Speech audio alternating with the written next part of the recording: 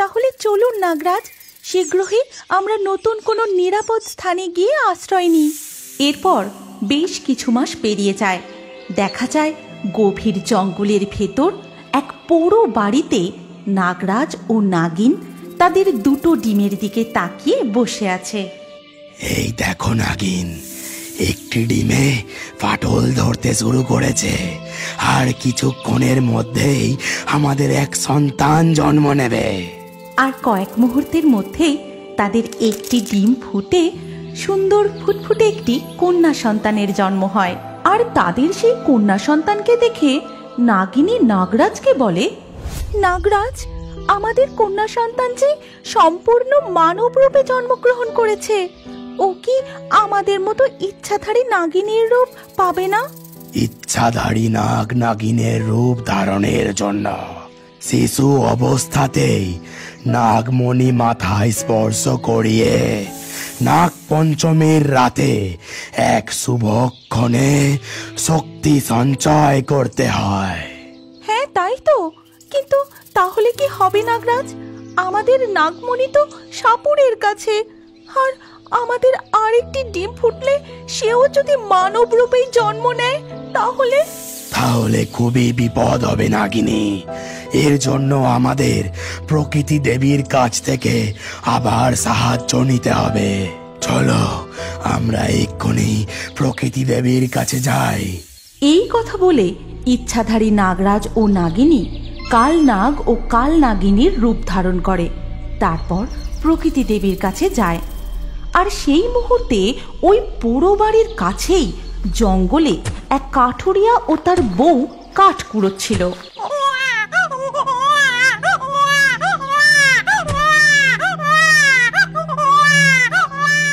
এ কি গো, এই জঙ্গলে একটা বাচ্চা কোথা থেকে কাঁদছে? হ্যাঁ গো গিন্নি, আমিও তো তাই শুনতে পাচ্ছি, কিন্তু আওয়াজটা মনে হচ্ছে ওই পোড়ো বাড়ির দিক থেকে আসছে। এই কথা বলে কাঠুরিয়া ও তার বউ কান্নার আওয়াজ অনুসরণ করতে করতে সেই পোড়ো বাড়ির দিকে যায়। তারপর তারা বাড়ির ভেতরে গিয়ে দেখে, এই দেখো, কে যেন তার কন্যা সন্তানকে এখানে ফেলে পালিয়েছে।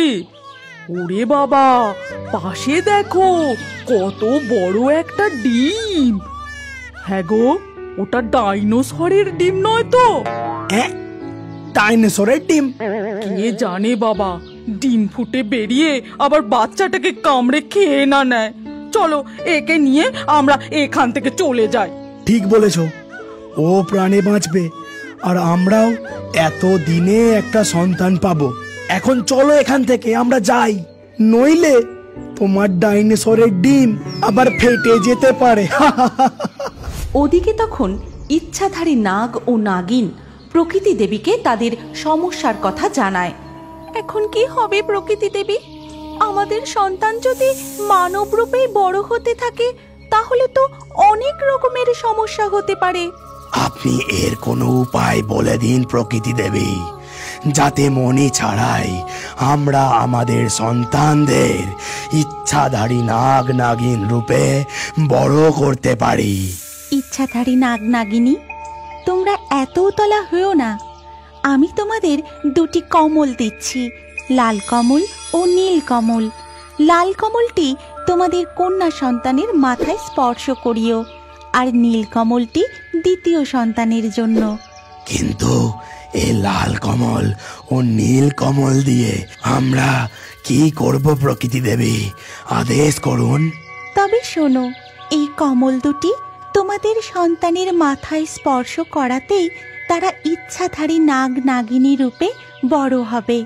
কিন্তু মনে রেখো, ওদের 5 বছর বয়স পূর্ণ হওয়ার আগেই নাগমণি উদ্ধার করে এনে ওদের মাথায় স্পর্শ করাতেই হবে, না হলে ওরা চিরকালের জন্য মানব রূপেই থেকে যাবে।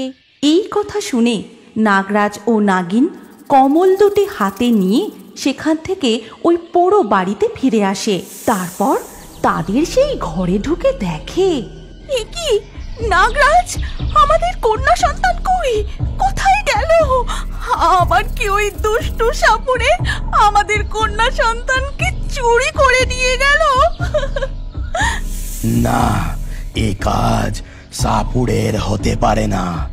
না হলে আমাদের কন্যা সন্তানকে নিয়ে যাবার সময় এই টিমকেও সঙ্গে নিয়ে যেত।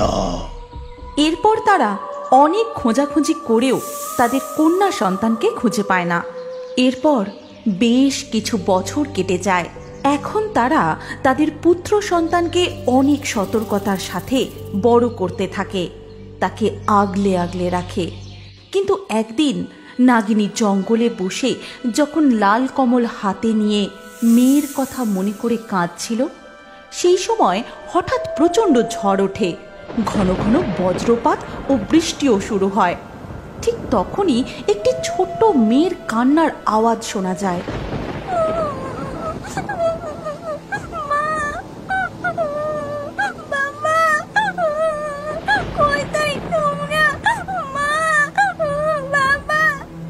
কে কে কাঁদে এমন দুর্যোগের মুহূর্তে? জঙ্গলের ছোট্ট বাচ্চা। আমি কি একবার দেখি তো কে এমন করে কাঁদছে, কেনই বা কাঁদছে? তারপর নাগিনী নিজের রূপ পরিবর্তন করে মানুষের রূপ ধরে এবং কান্নার শব্দ অনুসরণ করে বাচ্চাটির কাছে গিয়ে পৌঁছয়। তোমার কি হয়েছে? এই দুর্যোগের মধ্যে জঙ্গলে কি করছো? আমি মা বাবার সাথে কাঠ কুড়োতে এসে হারিয়ে গেছি।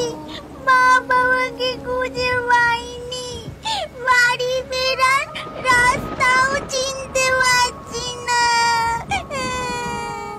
ও, এই ব্যাপার। ভয় পেও না, আমি তোমাকে তোমার বাবা মার কাছে পৌঁছে দেব। এই কথা বলে নাগিনী রূপী বউটি কান পেতে এক মনে শুনতে থাকে কাঠুরে ও তার বউ জঙ্গলের ঠিক কোথায় আছে।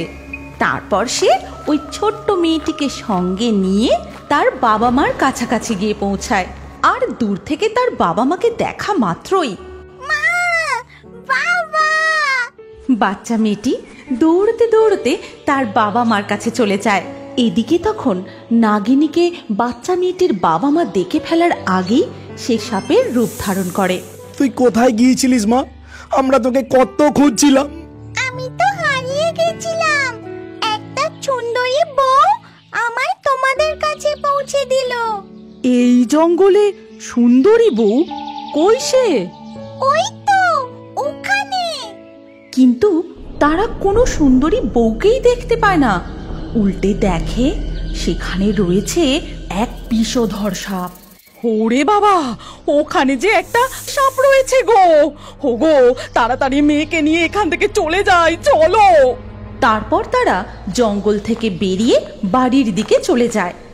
কিন্তু তারপর থেকেই নাগিনীর মন সেই বাচ্চা মেয়েটিকে আবারও দেখার জন্য ব্যাকুল হতে থাকে এবং পরের দিন সকাল হতেই ইচ্ছাধারী নাগিনী, আমার কন্যা সন্তান যদি আজ আমার কাছেই থাকতো, তাহলে সেও এখন ওই মেয়েটির মতোই বড় হতো। কেন জানি না, ওকে আবারও দেখার জন্য আমার মন বড়ই উতলা হচ্ছে। আমি বরং ওদের বাড়ি গিয়ে মেয়েটিকে একবার দেখে আসি। এরপর নাগিনী আবারও সাপের রূপ ধারণ করে। তারপর সেই ছোট্ট বাচ্চা মেয়েটির বাড়ি গিয়ে পৌঁছায়। আর ঘরের ভিতর ঢুকতেই ওরে বাবা রে, ওগো শুনছো? তাড়াতাড়ি এসো, কালকের ওই সাপটা আমাদের বাড়ি চিনে একেবারে ঘরে ঢুকে পড়েছে গো। বউয়ের কথা শুনে কাঠুরে এক মস্ত কুড়ুল হাতে ঘরে ঢুকেই সাপটিকে মারতে যায়। না না, আমায় মেরো না। আমি তো শুধুমাত্র তোমাদের মেয়েকে একবারটি দেখতে এসেছি। ওর জন্য আমার খুব মন খারাপ করছিল। দাঁড়াও বাবা, সাপটাকে মেরো না। ও যে আমাকে দেখতে এখানে এসেছে বলছে। ওর নাকি আমার জন্য মন খারাপ করছিল। এই কথা শুনে কাঠুরে অবাক হয়ে থমকে দাঁড়িয়ে যায়। তুই এই সাপের কথা শুনতে পাচ্ছিস? কই, আমরা তো শুনতে পেলাম না। আর তক্ষুনি ইচ্ছাধারী নাগিনীও নিজের আসল রূপ ধারণ করে। তারপর বলে, তুমি আমার কথা শুনতে পেয়েছো, বুঝতে পেরেছো? কি করে সম্ভব? সাপেদের কথা একমাত্র নাগনাগিনীরাই শুনতে পায় ও বুঝতে পারে। ওরে বাবা রে, হে যে ইচ্ছাধারী নাগিন। সত্যি করে বলো, কে এই মেয়েটি? হে কি তোমাদের সন্তান? সত্যি করে বলো, নইলে। ক্ষমা করে দিন নাগরানী, সত্যি ও আমাদের মেয়ে নয়। ওকে কেউ জঙ্গলের এক পোড়ো বাড়িতে ফেলে পালিয়েছে ভেবে আমরা নিয়ে আসি, আর এখন নিজের সন্তানের মতো করে মানুষ করছি। এই কথা শুনে ইচ্ছাধারী নাগিনী শান্ত হয়ে যায়। তারপর আর কোনো কথা না বলে চোখে জল নিয়ে সে সেখান থেকে বেরিয়ে গভীর জঙ্গলে ফিরে যায়। আমার বহু বছরের সন্ধান আজ সার্থক হবে। এবার আমি ওই ঝর্ণার জলের আওয়াজ শুনতে পাচ্ছি। এই জঙ্গলেই ওই ঝর্ণার পিছনে রয়েছে সেই জাদুর গুহা। তারপর সাপুড়ে ঝর্ণার জলের শব্দ অনুসরণ করতে করতে এসে পৌঁছায় সেই সুবিশাল ঝর্ণার সামনে। জঙ্গলের মধ্যে এই অপরূপ ঝর্ণা এই স্থানকে যেন মায়াবী জাদুর রাজ্য করে তুলেছে। এই তো সেই ঝর্ণা। এই ঝর্ণার পিছনেই রয়েছে সেই জাদুর গুহা। আমাকে খুব সাবধানে এই ঝর্ণার জল পেরিয়ে ভিতরে ঢুকতে হবে। যখন সেই দুষ্টু সাপুড়ে চুপি চুপি গুহার মধ্যে প্রবেশ করছিল, তখন ইচ্ছাধারী নাগনাগিনী তাদের পরিবারের নতুন সদস্যের আগমনের আনন্দে মত্ত। নাগরাজ, আপনি খুশি তো আমাদের এই দুটি ডিম দেখে? আমি খুব খুশি হয়েছি নাগিনী।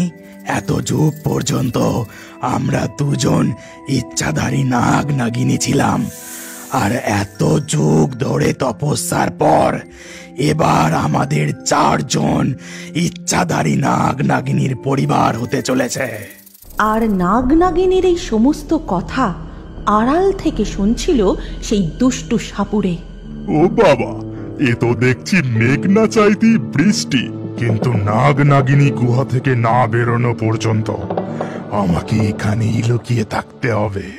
চলুন নাগরাজ, আমরা প্রকৃতি দেবীর কাছে গিয়ে এই শুভ সংবাদ জানিয়ে আসি। এরপর ইচ্ছাধারী নাগনাগিনী নিজেদের রূপ বদলে সাপের রূপ ধারণ করে। তারপর গুহা থেকে বেরিয়ে যায়।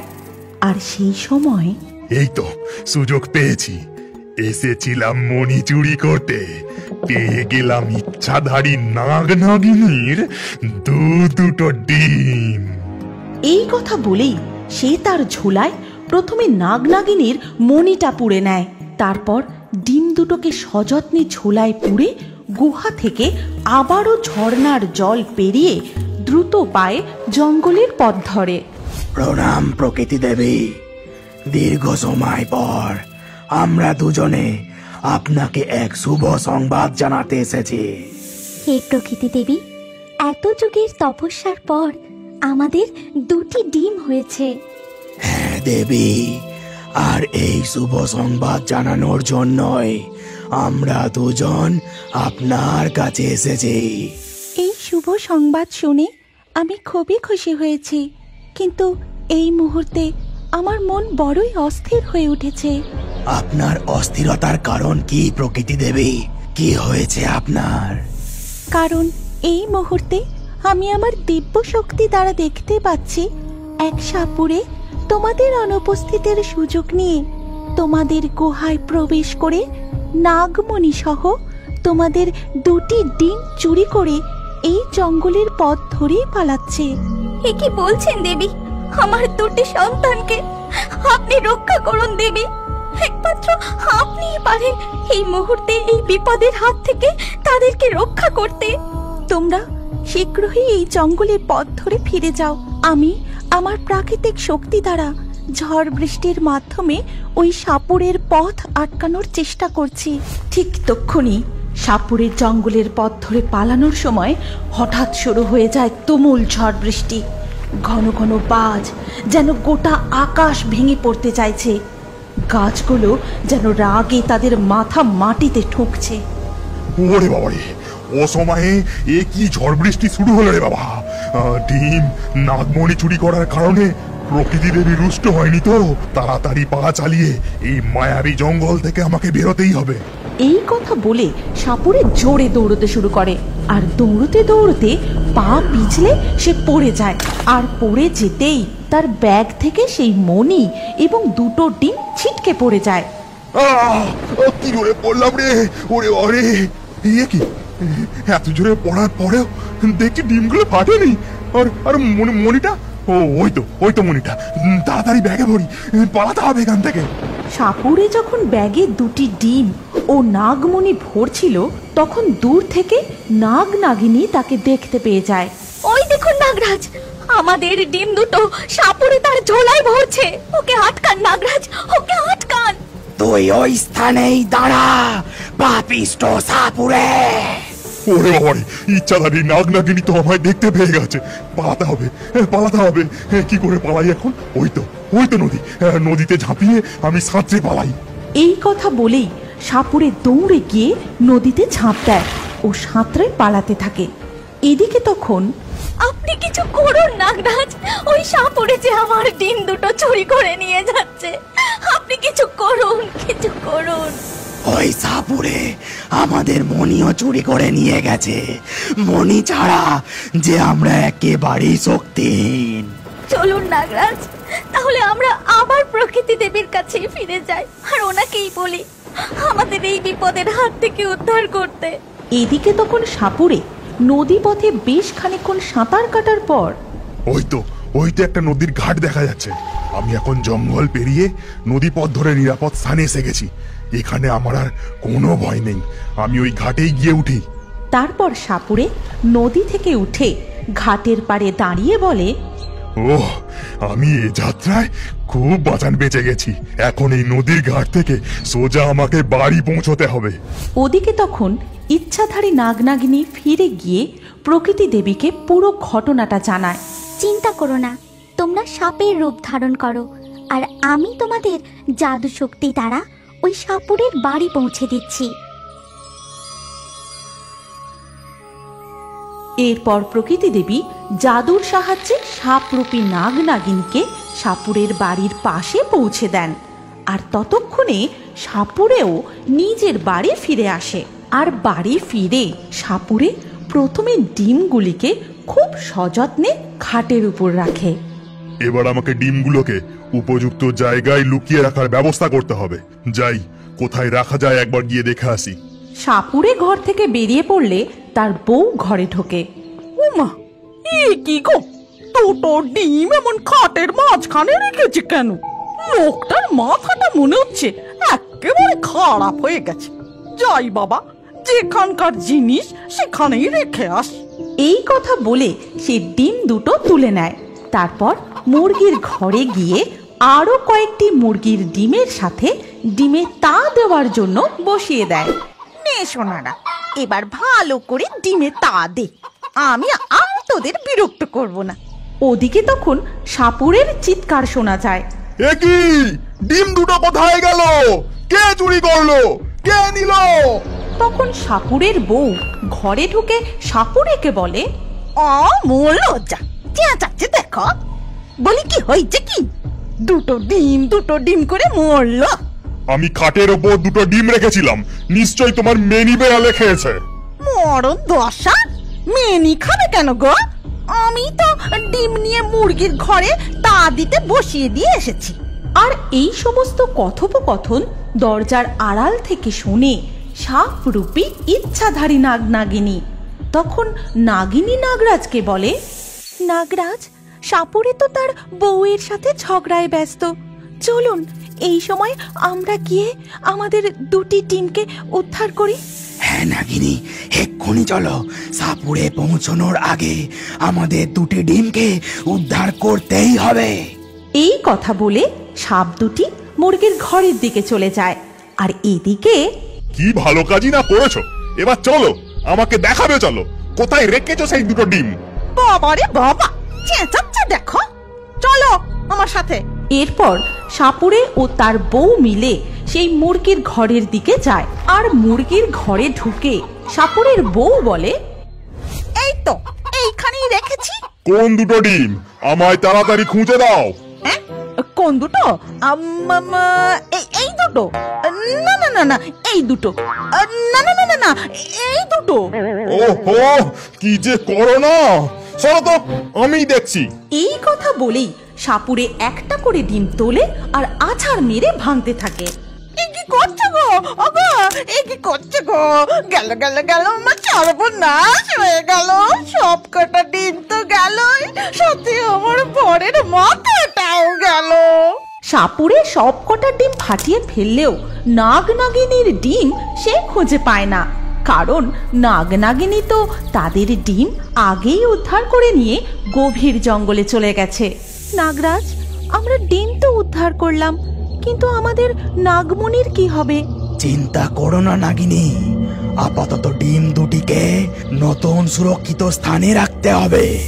তারপর ডিম ফুটে বাচ্চা জন্মানোর পরে ওই পাপিষ্ট সাপুরে আমার ক্রোধের শিকার হবে, আর তখনই আমি আমাদের নাগমণি চিনিয়ে নিয়ে আসব। একটু দাঁড়াও, তোমার জন্য সুখবর আছে। তাড়াতাড়ি তোমার নাম কমেন্টে লিখে দাও। নাম লিখে এই রিওবার্ড চ্যানেলটি যে সাবস্ক্রাইব করবে তার নাম দিয়ে পরের কার্টুন ভিডিওটা বানানো হবে। আর এখন স্ক্রিনের উপরে এই যে ভিডিওটা আসছে, এটাই ক্লিক করলে পরের ভিডিওতে তুমি দেখতে পাবে লাকি ড্র থেকে কার কার নাম বাছাই করা হয়েছে। তাড়াতাড়ি ক্লিক করো, এই পরের ভিডিওতে তোমারও নাম থাকতে পারে।